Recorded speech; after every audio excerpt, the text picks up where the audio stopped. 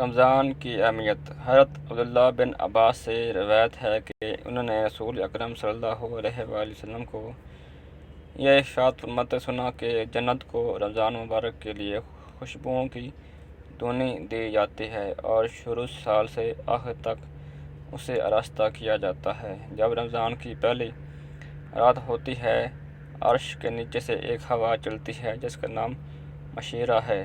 اس کے جھونکوں سے جنت کے درختوں کے پتے اور دروازوں کے حلقے بجنے لگتے ہیں۔ جنت کے دروازے حضور پاک صلی اللہ علیہ وآلہ وسلم کی امت کے لیے کھول دیے جاتے ہیں اور جہنم کے دروازے بند کر دیے جاتے ہیں، اور جبرائیل علیہ السلام کو حکم ہوتا ہے کہ سرکش شیاطین کو قید کر کے گلے میں توق ڈال کر دریا میں پھینک دو تاکہ امت محمدی صلی اللہ علیہ وآلہ وسلم کے روزوں کو خراب نہ کرے۔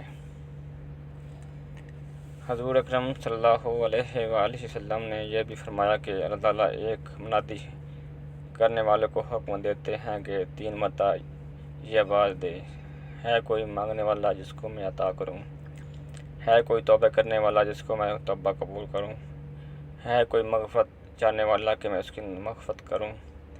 حضور اکرم صلی اللہ علیہ وآلہ وسلم رمضان کی اہمیت واضح کرتے ہوئے فرماتے ہیں کہ اگر بندوں کو معلوم ہوتا کہ رمضان کیا ہے تو میری امت تمنا کرتی کہ کاش پورا سال مبارک رمضان ہی ہو۔ رمضان میں عبادت کا شوق اور دینی مشغولیت۔ اس مہینہ میں عام طور پر لوگوں کا ذوق عبادت، ان کی دینی مشغولیت کی مقدار بڑھ جاتی ہے۔ ہر روزہ دار قرآن مجید کی تھوڑی بہت تلاوت ضرور سمجھتا ہے۔ احسان و سلوک، غم خواری اور ہمدردی کا جذبہ بھی بیدار، اور اگر وہ پہلے سے موجود تھا تو ترقی کر جاتا ہے۔ اس کے لیے رسول صلی اللہ علیہ وآلہ وسلم نے اس مہینہ کو غم خواری اور ہمدردی کا مہینہ کہا ہے، اور اس میں 1 پیسہ خرچ کرنے سے 70 پیسوں کا ثواب ملتا ہے۔ روزے کے ممنوعات۔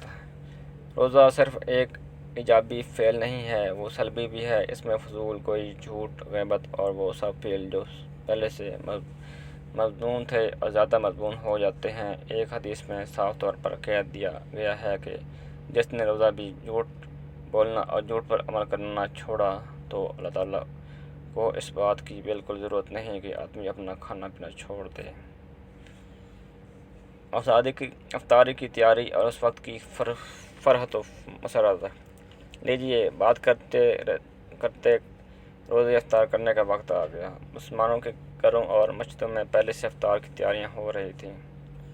یہ کچھ قدرتی بات بھی ہے کہ بھوکے پیاسے رہنے کے بعد آدمی میں کھانا پینے کا شوق اور خدا کی نعمتوں کی قدر بڑھ جاتی ہے۔ رمضان کی برکتوں کا اثر۔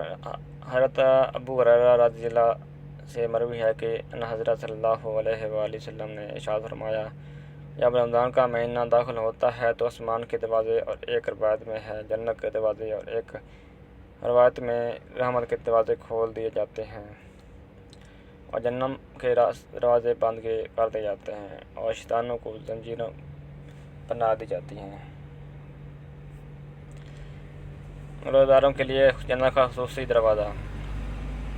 رسال بن سعد رضی اللہ تعالیٰ عنہ ان حضرت صلی اللہ علیہ وآلہ وسلم ارشاد نقل فرماتے ہیں کہ جنت کے 8 دروازے ہیں، ان میں سے ایک دروازہ کا نام ریان ہے، جس میں سے صرف روزہ دار داخل ہوں گے۔ روزہ ارکان خمس الاسلام میں سے ایک رکن ہے۔ ارشاد ربانی ہے، اے لوگو جو ایمان لائے ہو، تم پر روزے فرض کر دیے گئے ہیں جس طرح تم سے پہلے انبیاء کے پیریوں پر فرض کر دیے گئے تھے۔ اس سے توقع ہے کہ تم میں تقویٰ کی صفت پیدا ہوگی۔ چند مقررہ دنوں کے روزے ہیں، اگر تم میں سے کوئی بیمار یا سفر پر ہو تو دوسرے دنوں میں اتنے ہی مقدار پوری کر لے، اور جو لوگ روزے رکھنے کی قدر رکھتے ہو اور پھر نہ رکھیں تو وہ فدیہ دیں۔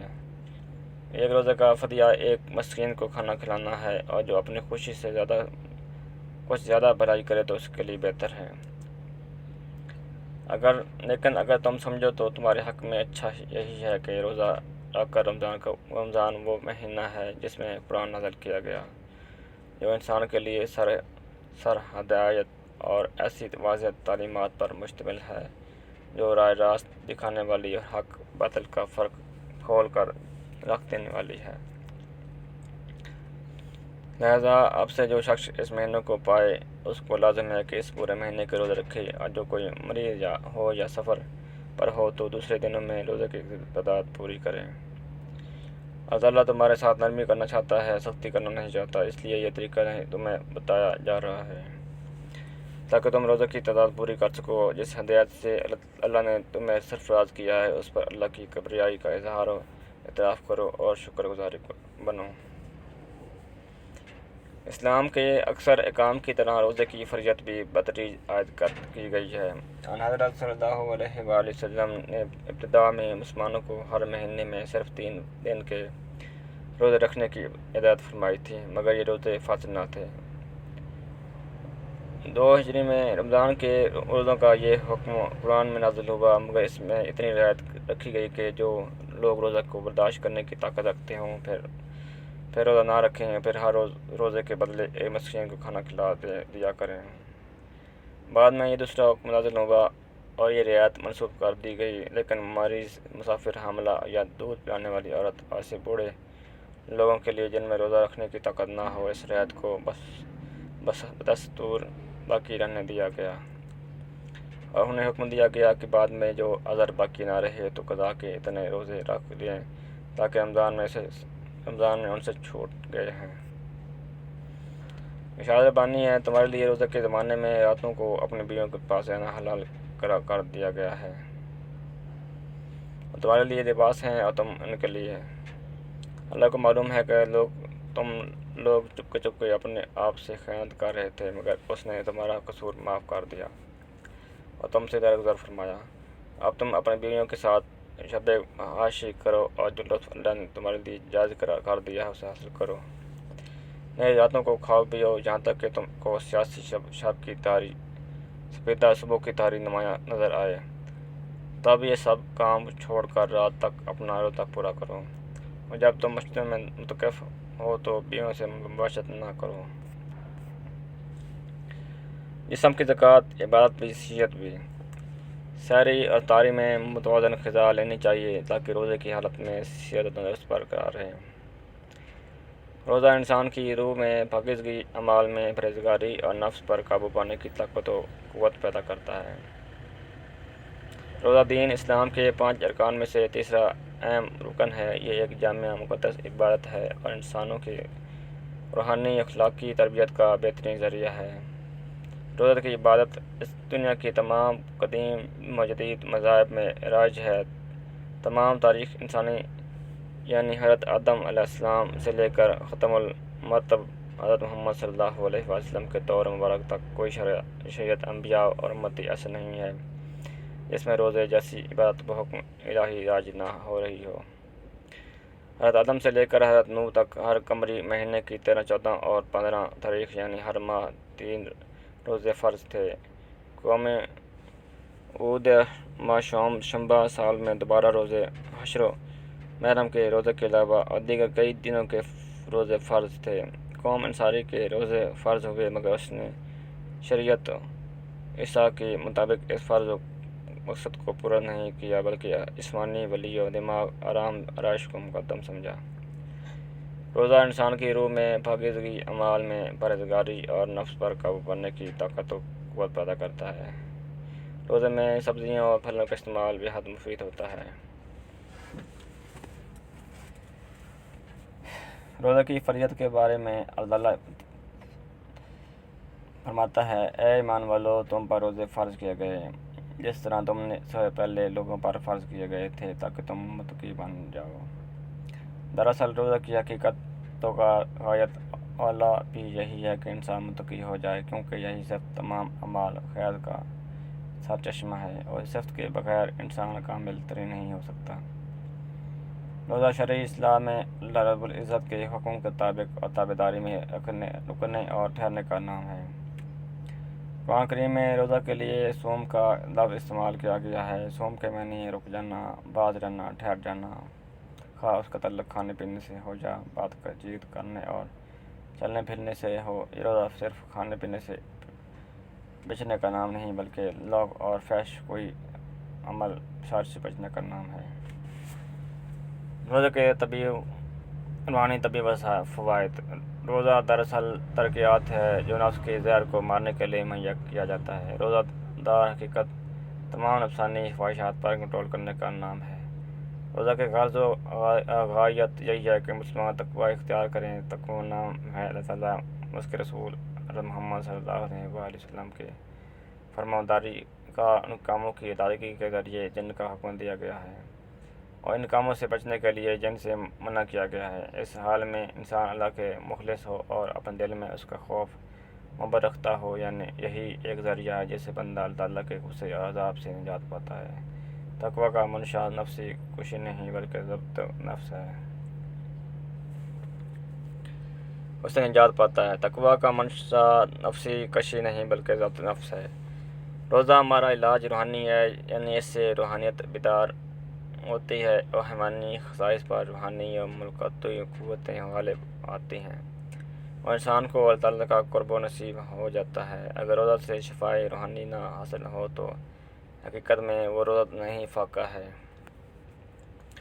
ایسے روزہ دار جن کے روزے میں اعتقاد، تقدس اور شکر کے عناصر ثلاثہ نہیں، وہ فاقہ کش ہے۔